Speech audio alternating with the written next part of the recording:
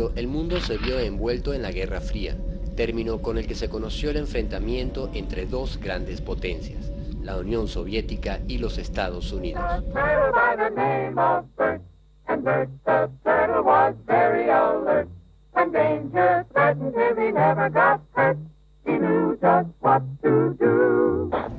We have been compelled to create a permanent armaments industry of vast proportions. 3.5 million men and women are directly engaged in the defense establishment. It shall be the policy of this nation to regard any nuclear missile launched from Cuba against any nation in the Western Hemisphere as an attack by the Soviet Union on the United States, requiring a full retaliatory response upon the Soviet Union. The success of communism in Central America poses the threat that 100 million people from Panama to the open border on our south could come under the control of pro-Soviet regime. La supuesta lucha contra la expansión comunista durante la Guerra Fría fue el pretexto utilizado por los Estados Unidos para llevar adelante acciones de intervención en América Latina por más de 50 años. Invasiones, golpes de Estado, atentados y espionaje. Ningún país de la región se salvó de la injerencia, detrás de la cual no se encontraba sino el interés de dominar política y militarmente a los países del sur para tener garantizado el control de sus recursos y mercados. Con el derrumbe de la Unión Soviética a comienzos de los años 90, la lucha contra el comunismo internacional dejaba de ser una excusa válida para justificar la intervención del norte.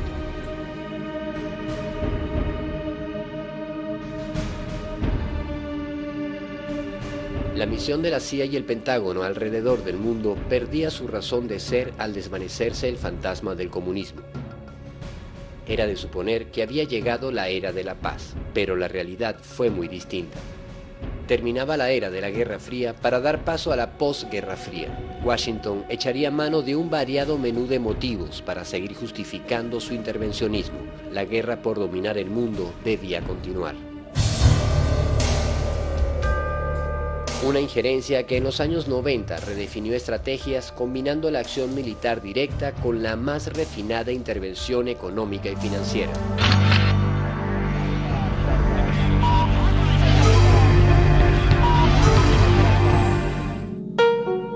En 1988, Estados Unidos elige como presidente a George Herbert Walker Bush, un tejano heredero de una gran fortuna petrolera y con unos antecedentes muy particulares. Que en los años 90 está el padre de Bush. El padre de Bush antes era el director de la CIA. Si de algo sabía el nuevo presidente estadounidense, era de petróleo y de espionaje. Herbert Bush había llegado a ser el director de la Agencia Central de Inteligencia a mediados de los años 70, conectándose con elementos de la mafia que marcarían hitos en la historia del terrorismo mundial. Él tenía conocimientos y relaciones muy de cerca con gente como Orlando Bosch, con Posada Carriles, incluso en la época en cual él fue jefe de la CIA, es cuando se hizo uno de los actos tan horribles dentro de los Estados Unidos, que era el asesinato de Orlando Letelier. Bajo su mandato en la agencia se produjo el asesinato en pleno corazón de Washington del canciller chileno Orlando Letelier y la estadounidense Ronnie Moffett, así como la voladura del avión de Cubana de Aviación en las costas de Barbados, donde murieron 73 civiles. Una de las primeras medidas del nuevo presidente estadounidense fue la de indultar al terrorista Orlando Bosch implicado en esos crímenes, quien se encontraba preso por haber disparado un bazooka contra un barco en pleno puerto de Miami. Este indulto sorprendió a muchos, pero no a la mafia cubanoamericana que gobernaba el estado de la Florida y se mantenía muy unida en compromisos y negocios con la dinastía de la familia Bush.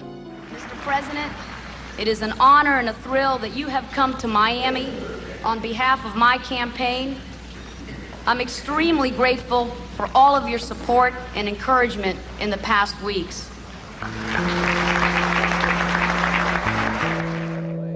Al antiguo director de la CIA, ahora al frente de la Casa Blanca, le tocaba entrar a dirigir el imperio en lo que se suponía era el ocaso de la Guerra Fría y el comienzo de una etapa de paz. Pero sus acciones contra los movimientos de liberación en Centroamérica no se hicieron esperar. La política militar fue la continuidad de la que traía Reagan. Seguir apoyando al ejército con asesores y con armas. El ejército de El Salvador tenía 50 asesores de Estados Unidos. La ayuda militar y económica llegó a superar el presupuesto nacional. En ese periodo era solución militar y apoyo al ejército. A 6 meses del nombramiento de Bush como presidente, se produce en la República de El Salvador una de las masacres más sonadas de la historia centroamericana, el asesinato de 6 jesuitas a manos de exalumnos de la Escuela de las Américas. Y la decisión de asesinar a los jesuitas la tomó el alto mando. Fueron enjuiciados 14 militares y apresados. El ejército asumió el asesinato. Para buena parte de la opinión pública mundial, estaba claro desde dónde se movían los hilos de aquel hecho que se sumaba a las masacres contra civiles que durante 12 años se venían ejecutando con financiamiento estadounidense en la República de El Salvador.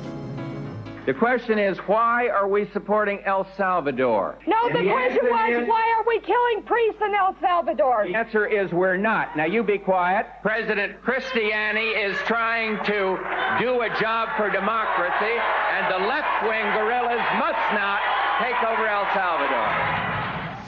Estados Unidos tenía el control realmente del ejército. Estados Unidos entrenaba a los militares allá, y no solo a los militares de bajo rango, sino que los generales. El general Vargas, que era el subjefe del Estado Mayor, tuvo participación en la Escuela de las Américas, recibió cursos. Uno de los autores de aquella masacre huyó de la justicia escondiéndose en el lugar que consideraba el mejor refugio para asesinos de su calaña, los Estados Unidos. La agencia y el Pentágono se lavaron las manos durante años con ese caso, aplicando uno de los recursos más utilizados por la injerencia, la negación plausible. One of the things that all spy agencies are concerned with, and the United States has more than one, is called plausible deniability. In other words, so that if somebody is caught or something is exposed, there is a way to deny that the agency had a role. Name of God! Stop the repression in El Salvador! Look at this guy. Look at this fella. What's your position? Stop the repression in El Salvador! Our tax dollars are killing priests! El mismo año en que asesinan a los sacerdotes jesuitas en El Salvador, otro lugar de Centroamérica sentiría la escalada de la injerencia del norte, Panamá. El vecino del norte debe ir disminuyendo tanto tropa como equipos hasta que el 31 de diciembre de 1999 salga el último soldado estadounidense del Canal de Panamá y nuestro país asuma de una manera total la plena jurisdicción sobre la franja canalera. Pocos países del mundo han sentido la injerencia norteña por tanto tiempo como Panamá. El canal de navegación que une el Atlántico con el Pacífico es una de las principales rutas comerciales del mundo. Desde su construcción, Estados Unidos administraba el canal como suyo, sin importar que estuviese en territorio de otro país. La zona del canal es territorio soberano estadounidense, al igual que Alaska y los estados creados por la compra de Luisiana. Lo compramos y el general Torrijos debe entender que nos vamos a quedar con él. Alrededor de 12 bases militares norteamericanas instaladas en suelo panameño dominaban el país a su antojo. La protección del canal es derecho y responsabilidad del gobierno de los Estados Unidos, y ese es el principal objetivo de la presencia de las fuerzas militares en la zona. La presión del pueblo panameño y la conducción de su presidente Omar Torrijos logró la firma en 1977 de un acuerdo que se conoció como el Tratado Torrijos-Carter. Estados Unidos se comprometía a ir disminuyendo su presencia militar en el canal y este pasaría a ser manejado en 1999 por su legítimo dueño, la República de Panamá. Pero Bush tenía otro plan. Estados Unidos ha contrariado el derecho internacional, violando en forma repetitiva los tratados, incrementando su número de efectivos y armamentos de guerra, desconociendo el principio de participación creciente de Panamá en la operación canalera. las conversaciones con Japón para mejorar el canal, la negativa a invadir Nicaragua en los años 80 y sobre todo la resistencia del norte a perder su control sobre el canal fueron los principales motivos de Washington para decidirse a derrocar al gobierno panameño. La agencia comienza una guerra de desestabilización. Instalan clandestinamente 7 transmisores de radio en Panamá. El jefe de la operación fue el agente Kurt Musa. La radio de la agencia fue bautizada como la Voz de la Libertad. Una fuerza de tarea integrada por los jefes militares del Comando Sur, el asesor William Bromfield y el experto en intervención John Maestro se dedican a preparar lo que sería la primera invasión militar de la posguerra fría, planificada y dirigida por el tejano petrolero que ocupaba la Casa Blanca. Los gobiernos estadounidenses, a través de sus soldados acantonados en territorio panameño, han hostigado, amenazado, provocado, agredido tanto al pueblo panameño como a su gobierno y a sus fuerzas de defensa. A partir de junio, las tropas estadounidenses acantonadas en la zona del canal incrementan el número de efectivos y comienzan una serie de maniobras en franca provocación a los panameños. Había que encender los ánimos y encontrar alguna excusa válida para la invasión.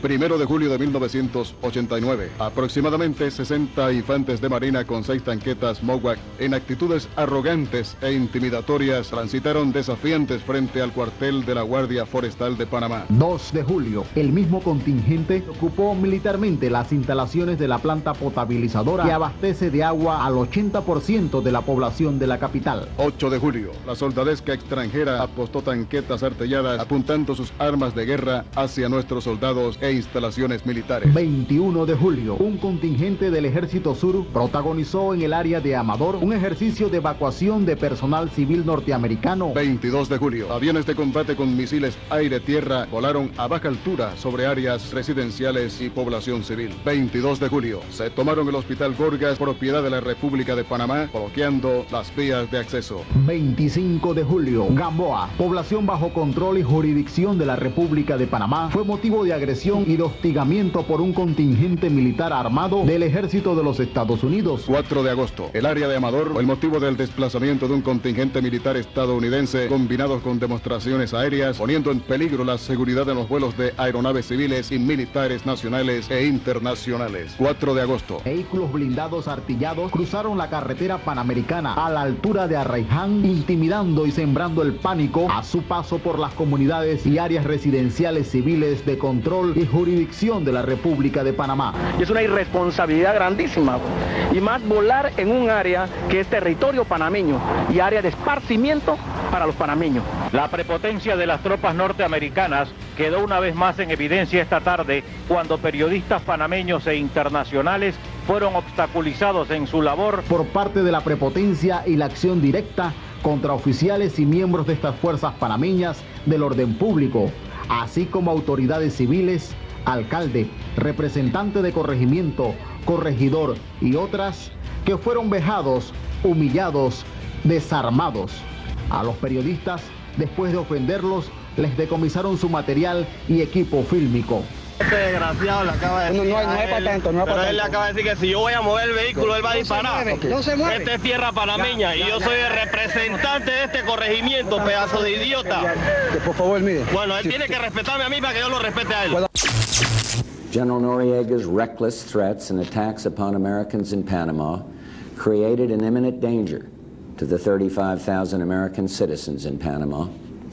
As president, I have no higher obligation than to safeguard the lives of American citizens.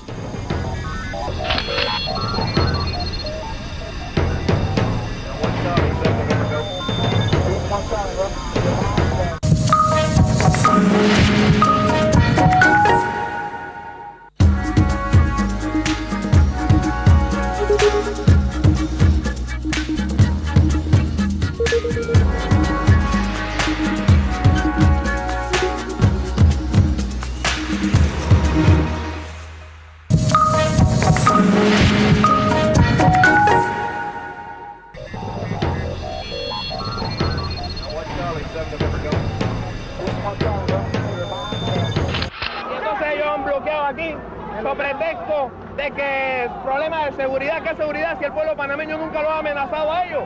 Ellos son los que están amenazando, ellos son los que cargaron sus armas contra nosotros. Pero tengan la plena seguridad que la próxima también, el mismo pueblo, nosotros los panameños, los civiles, vamos a defender esto. Tengan la plena seguridad. Pero la única justificación que encontró la Casa Blanca era la detención de Noriega por tratarse, según Bush, de un peligroso narcotraficante. Many attempts have been made to resolve this crisis through diplomacy and negotiations. All were rejected by the dictator of Panama, General Manuel Noriega, an indicted drug trafficker. Irónicamente, aquella invasión sin causa fue bautizada como Operación Justa Causa. El gobierno de Estados Unidos lanza contra Panamá 24.000 efectivos militares en un despliegue nunca antes visto en la región. El 20 de diciembre de 1989 comienzan los bombardeos.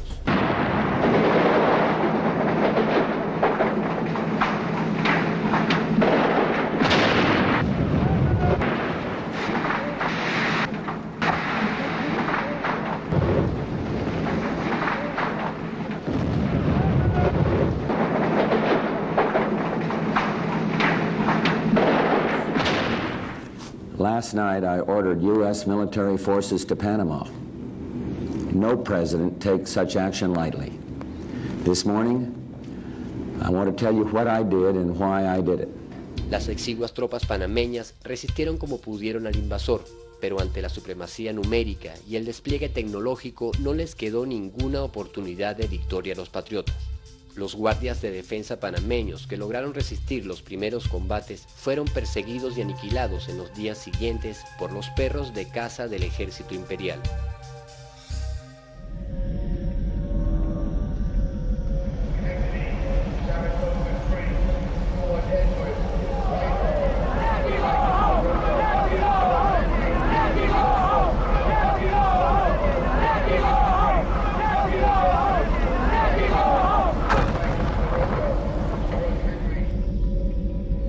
The goals of the United States have been to safeguard the lives of Americans, to defend democracy in Panama, to combat drug trafficking, and to protect the integrity of the Panama Canal Treaty.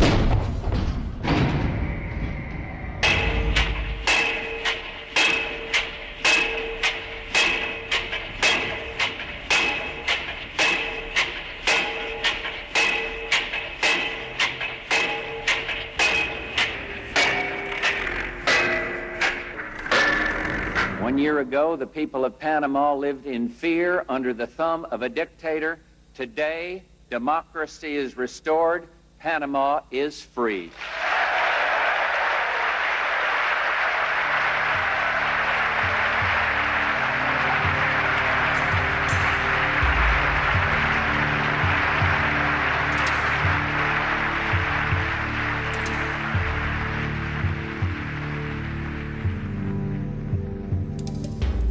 En Panamá se aplicó por primera vez el concepto de la soberanía limitada de los estados, prohibiéndole tener una fuerza armada propia. Y como Panamá no tendría fuerza armada propia, el gobierno de Estados Unidos les haría el favor de cuidar el canal.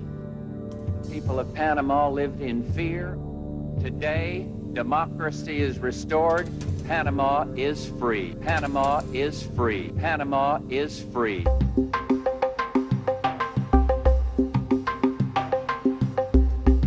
Noriega fue detenido y encarcelado en los Estados Unidos. El narcotráfico no disminuyó ni un gramo. Los estadounidenses vieron irse sus impuestos en una invasión inexplicable, mientras la industria armamentista del norte se llenaba los bolsillos a costa de la sangre de los panameños. La injerencia del norte se había anotado otra victoria, ganándose la condena de los pueblos del mundo.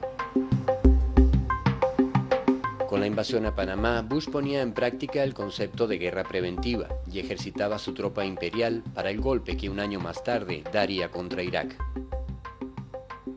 El presidente Bush le anunciaba al mundo en su primer año de gobierno que efectivamente había comenzado una nueva era, pero que esta no iba a ser una era de paz.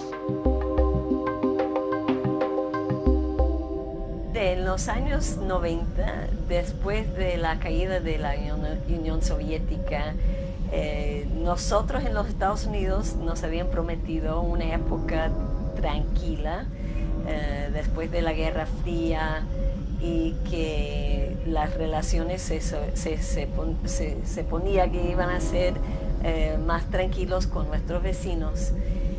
Pero luego nos dimos cuenta que había otra guerra, y es una guerra económica.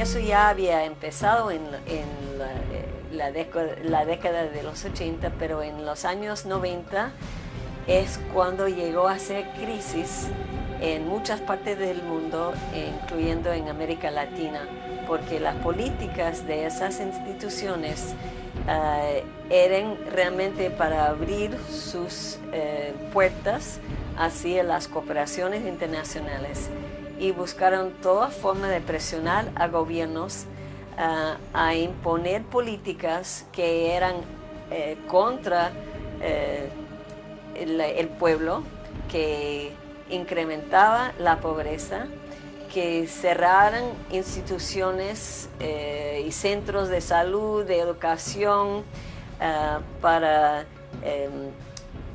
bajar el presupuesto, mientras tenían que eliminar barreras a la entrada de productos y servicios que venían de transnacionales. América Latina vivió en los años 90 un nuevo tipo de guerra con la aplicación de lo que se conoció como el neoliberalismo, una serie de medidas económicas tendientes a desangrar las economías latinoamericanas. Nosotros podemos decir que el neoliberalismo se instala en México de manera formal, de manera oficial, pero también de manera ortodoxa, dura, a partir de 1988, con la llegada al poder de Carlos Salinas de Gortari, sobre todo en el segundo periodo legislativo del 91, modifica totalmente el artículo 27 constitucional. El artículo 27 constitucional garantizaba el reparto agrario a los campesinos, pero a la par de la reforma constitucional se inician las negociaciones entre Canadá y Estados Unidos para firmar un acuerdo de libre comercio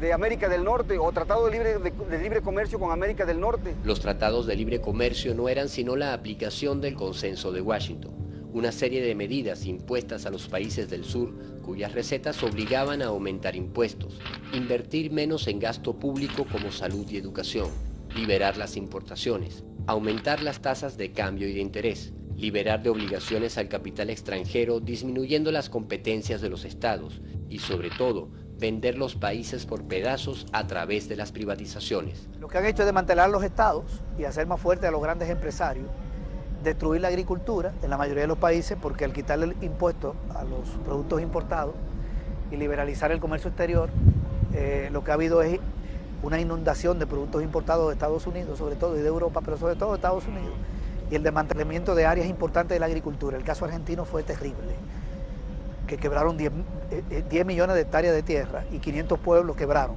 Tanto Bush como el nuevo presidente que lo sucedería, Bill Clinton, emplearían estos tratados de libre comercio como el mecanismo para subastar a América Latina.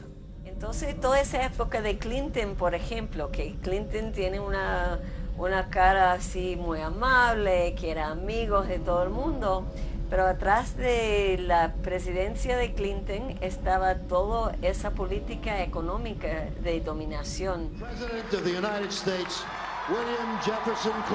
El demócrata Bill Clinton es elegido presidente en 1992 y sería reelecto para un segundo periodo en 1996. The American people have voted to make a new beginning. Si bien tuvo importantes iniciativas sociales dentro de su país, mantuvo y profundizó las medidas de colonialismo económico hacia América Latina. Los tratados de libre comercio y las privatizaciones se impondrían a sangre y fuego. Nosotros decíamos en aquel entonces, y ahora lo tenemos ya confirmado, que no podía haber igualdad entre dos economías que son tan dispares. La economía norteamericana es una economía 50 veces más grande que la economía nacional. Entonces, en esas condiciones no puede haber más que una subordinación de la economía pequeña a la economía mayor, en este caso de la economía mexicana a la economía norteamericana. Eso pasó después del 94. A los pocos años, a los 2 años, 3, empezaron a verse ya las consecuencias de lo que nosotros habíamos advertido, de que no iba a haber ninguna entrada al primer mundo, sino que lo que estaba generando en México era mayor pobreza, mayor degradación ambiental, mayor degradación social y mayor migración hacia los Estados Unidos. Ante ese tratado, quien sí se levanta y es el primer gran cuestionamiento que hay a nivel mundial contra el neoliberalismo, es lo que ocurre en el estado de Chiapas, en el sureste mexicano, con el levantamiento del Ejército Zapatista de Liberación Nacional. A nombre del Comité Clandestino Revolucionario Indígena, Comandancia General del Ejército Zapatista de Liberación Nacional, les damos la cordial bienvenida al encuentro intercontinental por la humanidad y contra el neoliberalismo. Este es el primer cuestionamiento al neoliberalismo en el mundo de una manera frontal. El levantamiento zapatista en 1994 sorprendería en sus cálculos a la CIA, tal como lo afirmó el oficial de Inteligencia Nacional para América Latina de la época, Brian Latell. El levantamiento zapatista nos tomó descuidados en la CIA y a todos en el gobierno de Estados Unidos. El ejército zapatista nos preocupaba como posible detonador de movimientos insurgentes en otras partes de América Latina. Es un movimiento de insurrección de nuestra organización que se llama Ejército Zapatista de Liberación Nacional, cuya dirección es mayoritariamente indígena, mientras en dictaduras, y esto era visto con lógica. En este país empezaban a avanzar una serie de medidas dictatoriales, ¿no? Los esfuerzos por contener las rebeliones populares no surtieron efecto. Extrema pobreza a que llevaban las medidas económicas impuestas. Así que yo diría que los años 90 era la época de esa guerra económica y también el combate contra ese tipo de imposición.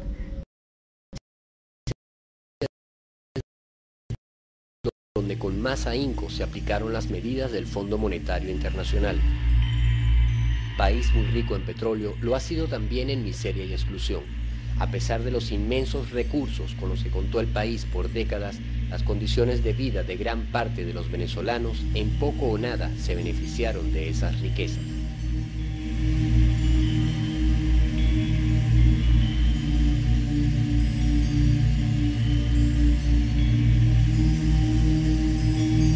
Desde los años 60, el poder político en Venezuela se fue turnando en dos partidos que hicieron del ejercicio de gobierno un gran negocio para los intereses extranjeros y una calamidad para sus pueblos. La circunstancia que está viviendo Venezuela y las orientaciones de la política del presidente Bush nos ha acercado mucho más, puesto que son cuestiones fundamentales lo que en este momento estamos tratando con los Estados Unidos. Gobernantes que a cambio de llenar sus bolsillos acataron las órdenes de organismos extranjeros para amarrar la economía del país a una deuda externa impagable, un mecanismo de dominación económico basado en el soborno y la corrupción que le rindió grandes ganancias a su creador, el capital internacional y el imperio del norte. Las medidas que anunció el país en materia económica no pueden estar desligadas de decisiones dirigidas a fortalecer la calidad de la vida y a preservar el ingreso real de las mayorías nacionales. Demagogia y represión fueron las herramientas con las que los gobernantes de turno creyeron que podían perpetuar la aplicación de aquellas medidas. Esta medida es sana. Esta medida es sana, es necesaria. Produce inicialmente dificultades. No lo negamos, no deseamos esas dificultades.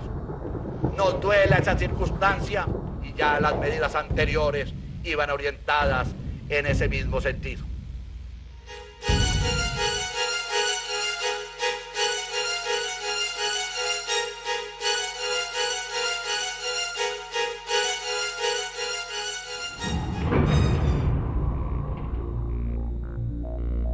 horas de esta tarde aquí en Caracas, grupos de manifestantes protestaron en contra del alza del pasaje. Al conocer las tarifas del pasaje, tal situación generó una serie de protestas en toda el área metropolitana y en algunas zonas del interior del país. Aquí en Caracas resultaron heridas varias personas, fueron incendiados varios autobuses y sustraídos artículos y prendas de diferentes establecimientos comerciales ubicados en la ciudad. El 27 de febrero de 1989, las calles de Venezuela fueron tomadas por la gente en rechazo a las medidas que aplicaba el Fondo Monetario Internacional a través del presidente Carlos Andrés Pérez. Porque no quieren aumentar al trabajador. ¿Cómo es? Todos nosotros aquí lo que estamos es puro pelando, eso no es así. Puro aumenta el pasaje, los estudiantes, la comida, todo. Entonces, ¿qué es lo que quiere la gente? ¿Qué es lo que quiere esa gente? ¿Verdad? Que uno se muera de hambre, no es así.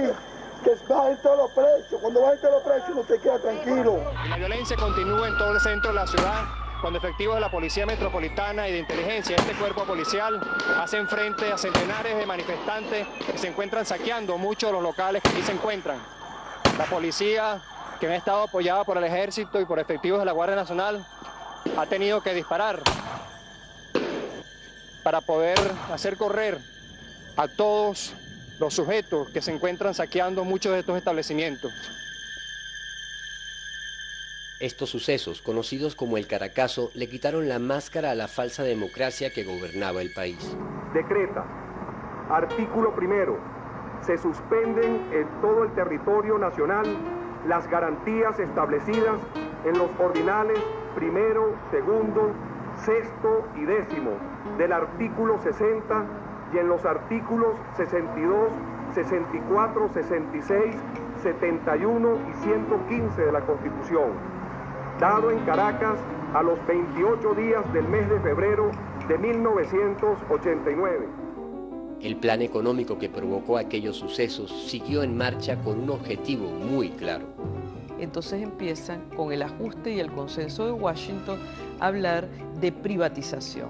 Es decir, que todo aquello que le daba prestancia al Estado desarrollista, que había generado empresas en actividades estratégicas, entonces ahora tiene que venderla. En los años 90 fue, si se quiere, la venta del país. Intentaron aplicar a fondo todas las recetas del Fondo Monetario Internacional, todos los procesos de privatización en materia de telecomunicaciones, en materia de lo que eran distintos servicios fundamentales para el país, en materia de lo que eran los medios de comunicación. Vamos a restar el déficit fiscal para disminuir la inflación, reducir el número de evasores fiscales y los subsidios que distorsionan la economía. Yo creo que la Agenda Venezuela resumía además todo lo que eran las principales banderas para la privatización, que era toda una campaña de debilitar el Estado, de dejarle todo al mercado, de que el Estado, digamos, el Estado era ineficiente, que el Estado no debía jugar un papel fundamental. Vamos a multiplicar las oportunidades de financiamiento en los sectores industrial y agrícola con el apoyo de organismos internacionales para el logro de una Venezuela mejor. Con la Agenda Venezuela, el país fue perdiendo importantes empresas a través de las políticas de privatización en los años 90. La aerolínea estatal Viasa fue una de ellas. Viasa, la línea aérea de Venezuela. Yo fui tripulante de cabina durante 20 años aquí en nuestra línea aérea bandera Viasa. La Torre Viasa. ¿Cuánto recuerdo aguanta para nosotros esta torre? Esta es la Torre Viasa, lo que queda de ella. Tristeza es lo que nos da aquí a nosotros cada vez que venimos aquí. Siempre estamos dándole la vuelta. Este era el cerebro de Viasa. Aquí estaban todas las oficinas. Aquí se controlaba Viasa todas sus operaciones, pasajeros, mantenimiento, las nóminas, todo funcionaba en este edificio. Mucha gente, muchos venezolanos y muchos extranjeros se acuerdan del buen servicio de Viasa, y esto es lo poco que quedó de esa empresa que fue orgullo nacional. Amar el espacio, el viento, las nubes, abrir horizontes, eso es volar, solo con Viasa, siempre con Viasa.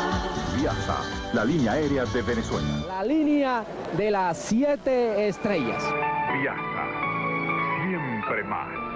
Una empresa que era un verdadero orgullo nacional, una empresa que durante 37 años hizo un servicio a la patria encomiable, y de esto no queda sino este edificio, y presumo que lo dejaron porque los ladrillos están pegados con cemento. Lo demás, todo, absolutamente todo, fue víctima de un brutal y burdo saqueo.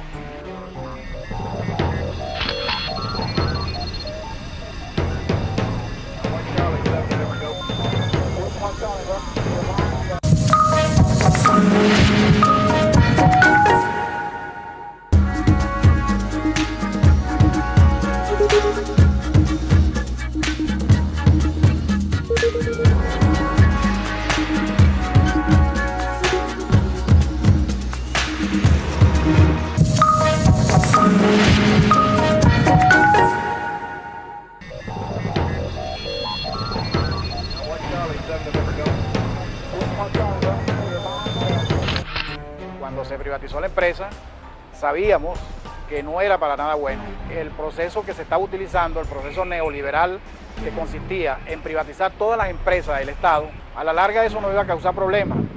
Y eso tratamos nosotros de evitarlo, pero ¿qué va? Nuestros ruegos, nuestras peticiones no fueron atendidas, porque las instrucciones eran destruir la empresa, sacar los equipos, repotenciar a Iberia y desaparecer a Viasa.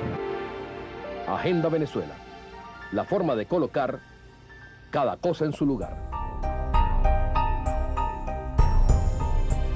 Inclusive en aquella oportunidad hablamos con el señor Teodoro Pekov, que era el presidente del Fondo de Inversiones de Venezuela, y era en una reunión lo que nos dijo fue, bueno, Viasa es una empresa, lo que hay es que meterla en una poseta y tirar la cadenita y bajarla. Agenda Venezuela. La forma de colocar cada cosa en su lugar. En el segundo gobierno de Caldera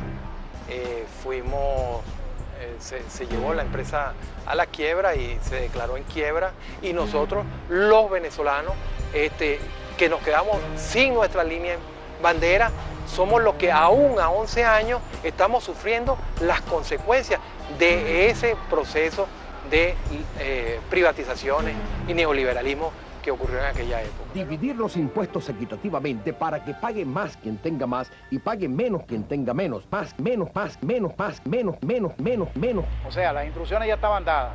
Eran instrucciones que ya se traían los gobiernos de la Cuarta República, destruir a Viasa, privatizar inclusive la CanTV, lo cual lograron, es el petróleo de Venezuela. Eso fuera sido, oye, la venta total del país. En la lista de empresas por privatizar que había dictado Washington figuraba a la cabeza la estatal Petróleos de Venezuela. A partir del año 1993 se comienzan a dar los pasos para entregar la industria a las transnacionales bajo un plan que se llamó Apertura Petrolera. Hoy 14 empresas petroleras extranjeras suscribieron con la Corporación Venezolana de Petróleo, filial de PDVSA, los contratos de asociación para la exploración y explotación de campos petroleros bajo el esquema de ganancias compartidas. Tras un complicado malabarismo técnico de palabras, los impulsores de la apertura petrolera escondían una verdad muy simple: Venezuela perdería su petróleo. No olvidemos que la política de apertura petrolera tenía como propósito fundamental el estrangulamiento de la industria petrolera nacional para provocar su privatización. Son bien conocidas las estrategias: la reducción de las regalías en los contratos petroleros al 1%, la reducción del impuesto sobre la renta a 34%, y las propias proposiciones que habían hecho un presidente de PDVSA, Luis Justi, de que se privatizara un 10, un 15% de las acciones de la industria, con lo cual teóricamente se iba a pagar la deuda pública. Para poder hacer esa acción era necesario modificar los estatutos de PDVSA, porque de acuerdo con tanto la ley de nacionalización como los propios estatutos, la empresa es 100% estatal. Al abrir ya una brecha allí, era la forma para iniciar un proceso de privatización, de vender nuevas y nuevas acciones con cualquier pretexto. El objetivo era la privatización. A través de rondas de negocios se fueron rematando las áreas de explotación. Los pozos se subastaron, los procesos de refinación y las propias refinerías se entregaron al mejor postor. todas estas cosas van en la dirección de privatizar la actividad. Porque al privatizar la actividad estamos nacionalizando la actividad. Más, menos, menos. Porque al fin y al cabo la nación está constituida por mucho más privados que por los funcionarios y servidores públicos. Con los buenos oficios del director de PDVSA se llegó al extremo de entregar la parte medular de la industria petrolera, su cerebro tecnológico. El control de toda la información fue transferido a una empresa tras la que se movían los hilos de las principales agencias de inteligencia del gobierno estadounidense. Se había privatizado los servicios de informática y telecomunicaciones con una empresa precisamente cuyo presidente había sido un miembro activo de la CIA. A partir de esa entrega, la industria petrolera podía ser manejada íntegramente desde Washington. Y una industria tan modernizada como esta, pues funciona en su totalidad, lo que son las nóminas de personal, pago de empresas, exportaciones, importaciones, etcétera, etcétera, todo eso está informatizado y centralizado. Bueno, esa función que la venía cumpliendo PDVSA muy bien, se privatizó. La mayoría de las acciones las asumió esa empresa norteamericana, SAIC, con un mínimo de participación de PDVSA, y eso garantizaba que el control de toda la información y todas las comunicaciones de la empresa estuvieran bajo el control de SAIC. SAIC obviamente opera en el mundo como una empresa, pero realmente no es una empresa, es una institución, una institución que es parte de un aparato de un Estado que actúa en el mundo como empresa logrando muy jugosos contratos.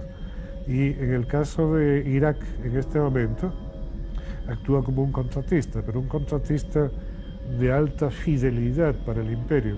Participó en la estrategia de ataque, está manejando el programa de reconstrucción, maneja la nómina del Estado iraquí, maneja la nómina de inteligencia. O sea que eso no es un contratista, es una agencia del Estado, del Estado invasor. Y nosotros, la labor que hicieron con nosotros acá, fue una labor muy jugosa en términos económicos, por supuesto, pero que el fondo de ella y la intención de ella, de esa labor, era una labor de inteligencia al servicio del imperio. Con el tiempo se aclararon los vínculos existentes entre el imperio y la alta gerencia de PDVSA que hicieron posible la operación de saqueo de la principal industria venezolana. El propio presidente de PDVSA, Luis Justi, resultó ser uno de los agentes al servicio del clan petrolero del norte. Las políticas neoliberales de los años 90 resultaron ser mucho más efectivas para saquear las riquezas del país que cualquier ejército invasor. Las privatizaciones encubiertas bajo la Agenda Venezuela y la apertura petrolera cumplieron a cabalidad el plan dictado por el Consenso de Washington. Una verdadera invasión silenciosa ocurría ante los aplausos y alabanzas de los gobiernos de turno, mientras la pobreza iba en aumento y la respuesta a los reclamos de la población era cada vez más violenta.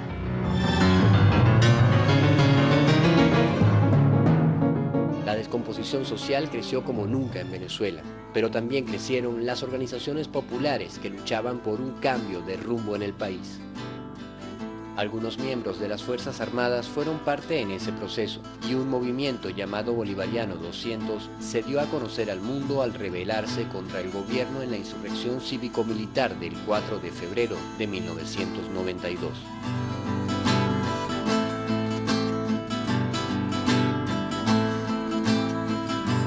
Este movimiento va a derribar las estructuras carcomidas y podridas de este sistema que nos ha llevado, que tiene, bueno, el récord histórico y permanecerá ese récord durante siglos y siglos de haber llevado a un país con grandes recursos humanos y grandes recursos naturales a esta situación catastrófica en la cual estamos viviendo. La acción de estos jóvenes militares, inspirados en el ideario del libertador Simón Bolívar, trató de devolverle la soberanía al país, pero fueron derrotados a las pocas horas por las fuerzas del gobierno. De allí comenzaron ellos a analizar, me propusieron un mensaje a los compañeros en armas por todos los canales y los medios de comunicación. Yo le exigí mi boina, exigí, bueno, salir con todo mi uniforme. Y bueno, mira, en un tris, como dicen allá en el llano, estaba yo frente a las cámaras. Mi intención fue enviarle un mensaje a los compañeros y de tranquilidad al pueblo venezolano para evitar, pues, más, como lo dije en esa ocasión, más derramamiento de sangre. Y este mensaje bolivariano va dirigido a los valientes soldados que se encuentran en el regimiento de paracaidistas Aragua y en la brigada blindada de Valencia. Compañeros, lamentablemente, por ahora, los objetivos que nos planteamos no fueron logrados en la ciudad capital. Es decir, nosotros acá en Caracas no logramos controlar el poder. Ustedes lo hicieron muy bien por allá, pero ya es tiempo de evitar más derramamiento de sangre, ya es tiempo de reflexionar y vendrán nuevas situaciones y el país tiene que enrumbarse definitivamente hacia un destino mejor. Así que oigan mi palabra, oigan al comandante Chávez, que les lanza este mensaje para que por favor reflexionen y se pongan las armas, porque ya en verdad los objetivos que nos hemos trazado a nivel nacional es imposible que los logremos. Compañeros, oigan este mensaje solidario, les agradezco su lealtad, les agradezco su valentía, su desprendimiento, y yo ante el país y ante ustedes asumo la responsabilidad de este movimiento militar bolivariano. El breve mensaje ante las cámaras de aquel joven militar no solo llegó a sus compañeros de armas. Las palabras de Hugo Chávez Frías y la acción de aquel movimiento marcarían el inicio del cambio hacia un nuevo proceso de lucha. Carlos Andrés Pérez se vería obligado a renunciar a la presidencia ante el terremoto político que significó aquella insurrección. Tras un breve periodo de transición, el socialcristiano Rafael Caldera llegaría a la presidencia para continuar impulsando las mismas medidas económicas dictadas por el Fondo Monetario Internacional. La privatización es un negocio donde nadie pierde y todos ganan. El dinero que se está invirtiendo en Venezuela será recuperado con creces. El futuro del país. Chávez sería encarcelado y con Caldera en el gobierno todo parecía seguir igual en el país. Nosotros hemos lanzado aquí en Venezuela y en América Latina la bandera bolivariana, la hemos izado de nuevo. Es una ideología que tiene su razón de ser, que tiene su esencia en nuestra propia historia. Quedaría sembrada la semilla de la revolución que haría temblar los mecanismos de dominación en Venezuela. Y la historia venezolana de los años que vienen dirá cómo esa fuerza inmensa que es y será el movimiento bolivariano, aliado en un gran frente nacional, donde se integren las diversas fuerzas sociales del país y del continente, por qué no decirlo así, vamos a tomar el poder y vamos a transformar este destino venezolano. Y ahora con el traje civil le pedimos al pueblo venezolano que nos acompañe todo como un solo hombre en la búsqueda de la transformación estructural que este pueblo requiere. El comandante Chávez había permanecido 2 años en la cárcel tras la fallida insurrección. La presión popular logró su libertad a través de un indulto, y a su salida, el comandante encontraba que en pueblos y ciudades el ideal de la revolución había germinado. Nuevamente se intentaría llegar al poder, pero esta vez la estrategia sería por la vía electoral.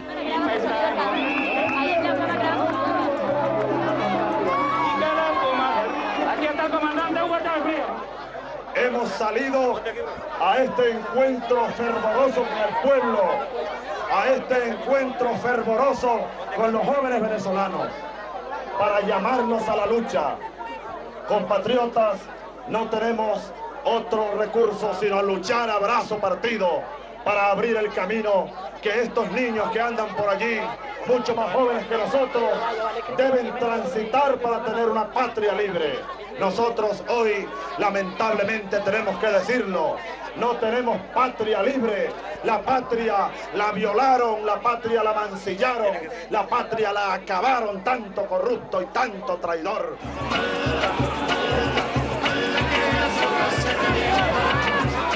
Sin apoyo de los medios de comunicación ni grandes grupos económicos que lo respaldaran, Chávez realizó una campaña electoral recorriendo cada calle del país, visitando cada pueblo y levantando paso a paso un gran movimiento bolivariano que daría la sorpresa en las elecciones del 6 de diciembre de 1998.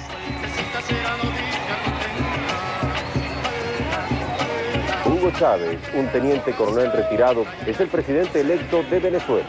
Chávez se impuso abrumadoramente con el 56% de los votos. Luego de su victoria por amplio margen en las elecciones del domingo, Venezuela ya tiene un nuevo presidente y en las calles celebran el triunfo. Sus seguidores se lanzaron a las calles del país para celebrar la victoria de Hugo Chávez.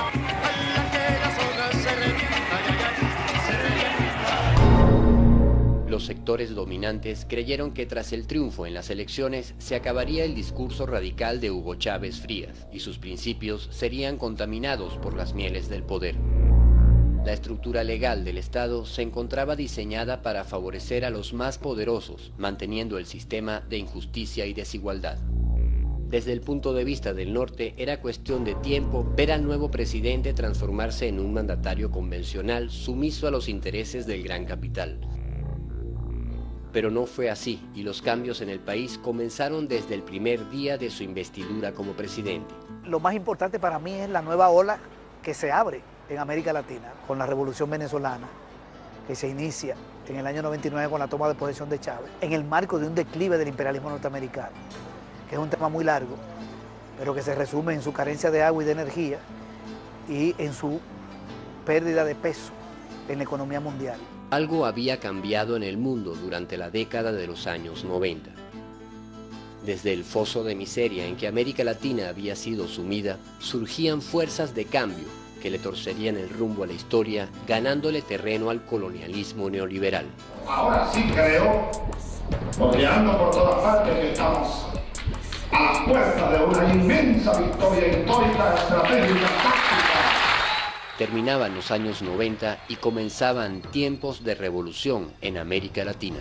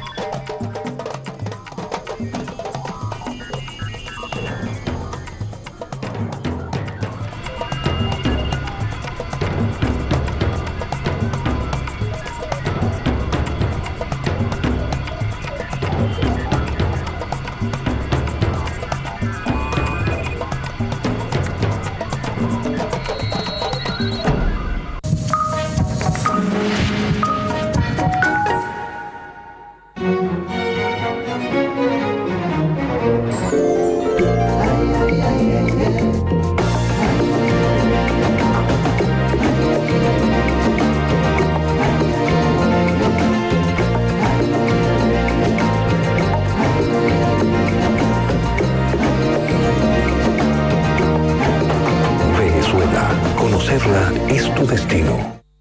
Este 14 y 15 de abril, 34 jefes de Estado y de Gobierno se reúnen en la Sexta Cumbre de las Américas. Bajo el lema Conectando a las Américas, socios para la prosperidad, Cartagena será el escenario para discutir la integración física y la cooperación regional como medios para alcanzar un mayor nivel de desarrollo. Siga por Telesur la cobertura en vivo con los detalles más importantes de este encuentro, de la mano de nuestros corresponsales Angie Camacho y Milton Henao. 14 y 15 de abril, Sexta Cumbre de las Américas. Telesur, nuestro norte es el sur.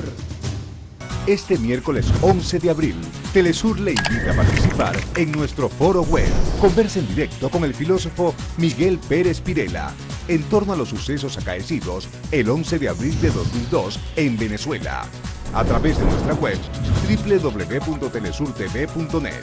Telesur, nuestro norte es el sur. Actualidad en contexto. 18 años del genocidio de Ruanda.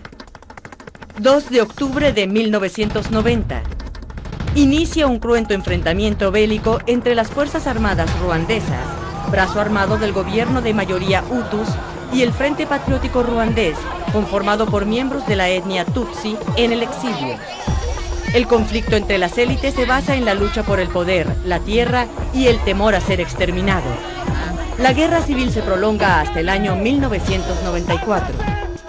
Las potencias occidentales más influyentes en ese tiempo en la pequeña nación africana son Estados Unidos, Francia y Bélgica.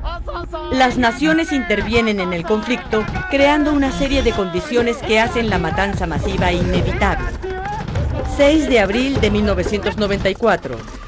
Un misil derriba el aeroplano que llevaba al presidente Hutu de Ruanda, Juvenal Habyarimana, de regreso a Ruanda, luego de firmar el acuerdo de paz de Arusha, para el cese al fuego que implicaba la implementación de un gobierno equitativo entre Hutus y Tutsis.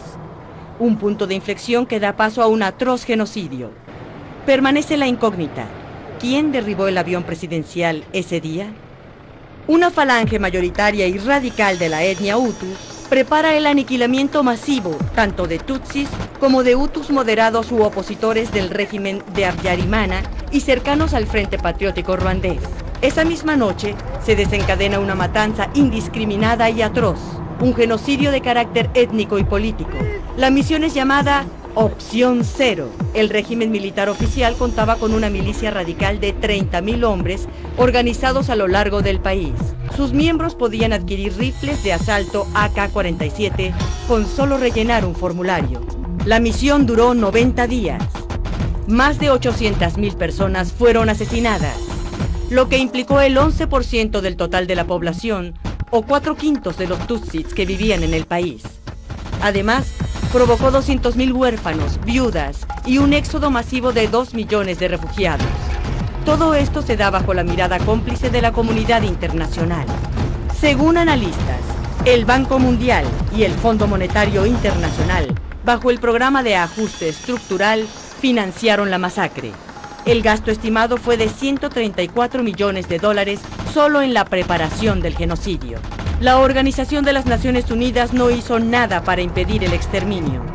Para otras organizaciones no gubernamentales, Ruanda supuso una cruel constatación de las fallas de la acción humanitaria. El mejor refugio para asesinos de su calaña, los Estados Unidos.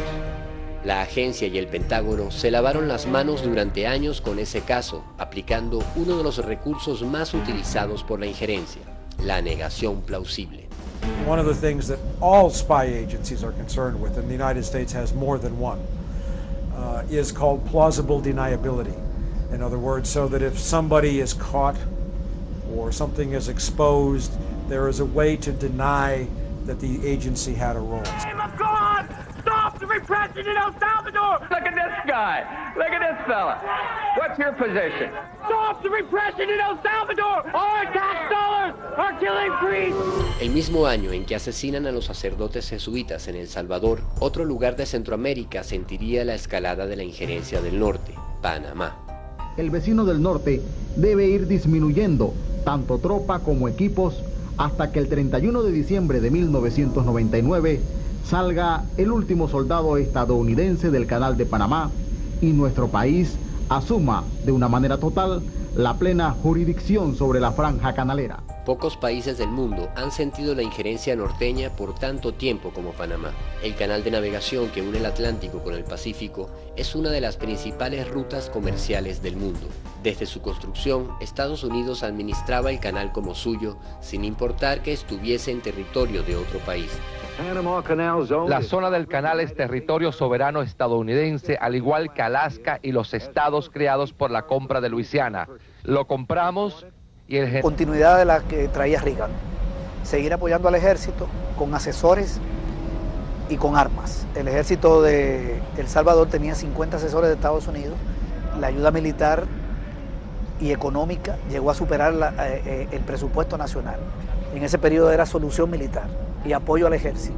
A 6 meses del nombramiento de Bush como presidente, se produce en la República de El Salvador una de las masacres más sonadas de la historia centroamericana, el asesinato de 6 jesuitas a manos de exalumnos de la Escuela de las Américas. Y la decisión de asesinar a los jesuitas la tomó el alto mando. Fueron enjuiciados 14 militares y apresados. El ejército asumió el asesinato. Para buena parte de la opinión pública mundial, estaba claro desde dónde se movían los hilos de aquel hecho que se sumaba a las masacres contra civiles que durante 12 años se venían ejecutando con financiamiento estadounidense en la República del Salvador.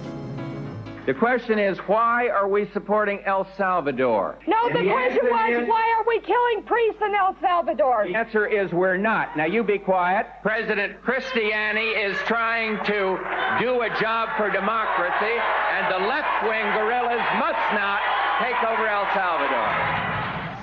Estados Unidos tenía el control realmente del ejército.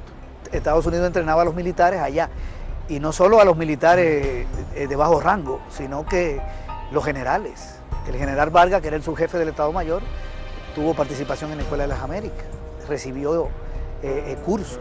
Uno de los autores de aquella masacre huyó de la justicia escondiéndose en el lugar que consideraba. Con gente como Orlando Bosch, con Posada Carriles, incluso en la época en cual él fue jefe de la CIA, es cuando se hizo uno de los actos tan horribles dentro de los Estados Unidos, que era el asesinato de Orlando Letelier.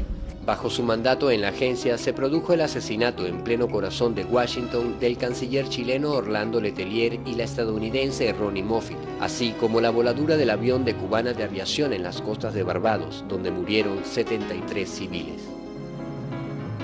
Una de las primeras medidas del nuevo presidente estadounidense fue la de indultar al terrorista Orlando Bosch implicado en esos crímenes, quien se encontraba preso por haber disparado un bazooka contra un barco en pleno puerto de Miami.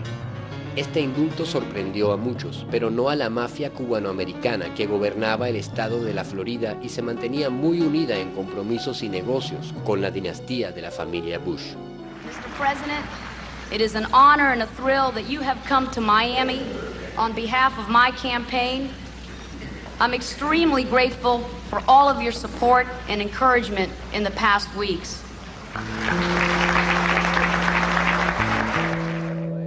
Al antiguo director de la CIA, ahora al frente de la Casa Blanca, le tocaba entrar a dirigir el imperio en lo que se suponía era el ocaso de la Guerra Fría y el comienzo de una etapa de paz.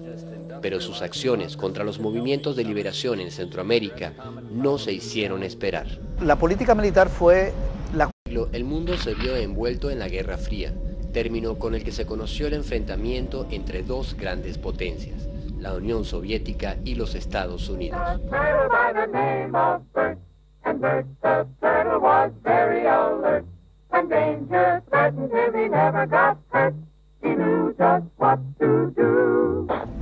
We have been compelled to create a permanent armaments industry of vast proportions. 3.5 million men and women are directly engaged in the defense establishment. It shall be the policy of this nation to regard any nuclear missile launched from Cuba against any nation in the Western Hemisphere as an attack by the Soviet Union on the United States, requiring a full retaliatory response upon the Soviet Union. The success of communism in Central America poses the threat that 100 million people from Panama to the open border on our south could come under the control of pro-Soviet regime. La supuesta lucha contra la expansión comunista durante la Guerra Fría fue el pretexto utilizado por los Estados Unidos para llevar adelante acciones de intervención en América Latina por más de 50 años. Invasiones, golpes de Estado, atentados y espionaje. Ningún país de la región se salvó de la injerencia, detrás de la cual no se encontraba sino el interés de dominar política y militarmente a los países del sur para tener garantizado el control de sus recursos y mercados. Con el derrumbe de la Unión Soviética a comienzos de los años 90, la lucha contra el comunismo internacional dejaba de ser una excusa válida para justificar la intervención del norte.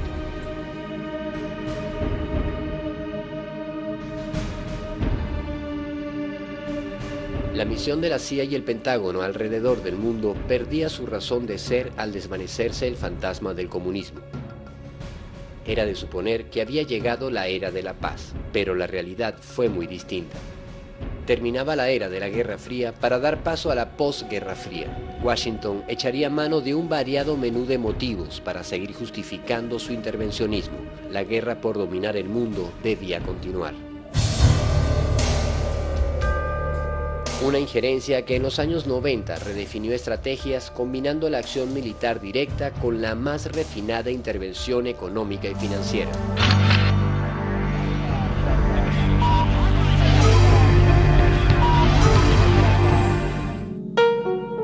En 1988, Estados Unidos elige como presidente a George Herbert Walker Bush, un tejano heredero de una gran fortuna petrolera y con unos antecedentes muy particulares. Que en los años 90 está el padre de Bush.